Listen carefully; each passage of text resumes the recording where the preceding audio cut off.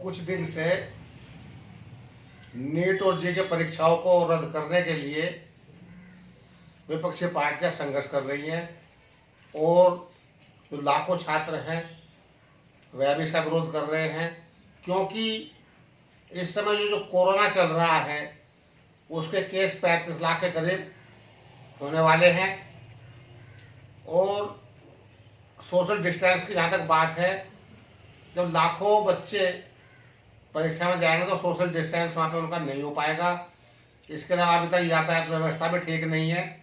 तो जहाँ तक मैं समझता हूँ कि नीट और जे की परीक्षाएं ये रद्द होनी चाहिए, लेकिन सरकार इसको रद्द नहीं करेगी क्योंकि इसका एक कारण है और वह आप भी जानते हैं कि यह सरकार हमेशा ही पूंजीपति के साथ रही है और जो एक माफिया गिरोह होता है वह हर फील्ड में गिरोह है।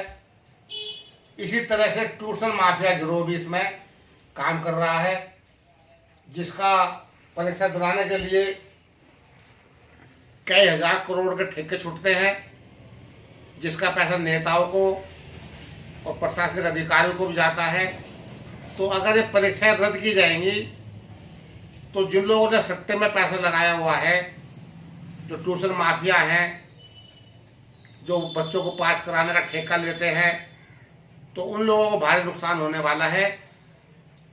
उन माफियाओं को फायदा पहुंचाने की वजह से ही सरकार परीक्षा पर अड़ी हुई है, क्योंकि जो ट्यूशन माफिया हैं सरकार उनको किसी किस्म का नुकसान होने देना नहीं चाहती है। क्योंकि अगर परीक्षा टलती हैं तो ये नेताओं को जो पैसा मिलता है या अधिकारियों को पैसा मिलता है वह पैसा ट्यूशन माफियाओं से नहीं मिलेगा।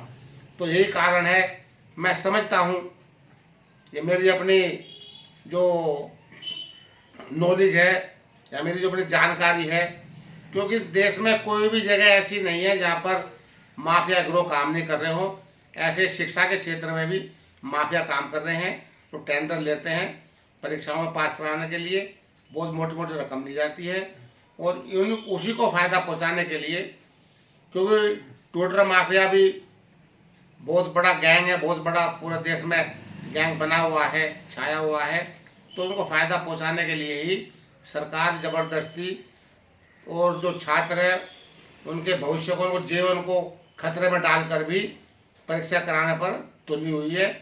लेकिन ऐसी परीक्षाएं नहीं होनी चाहिए, क्योंकि जब मॉल बंद है, ट्रेन बंद है, बसें बंद है, यातायात के साधन बंद है, तो सारे काम, सुप्रीम कोर्ट बंद है, हाई कोर्ट बंद है, अदालतें बंद है।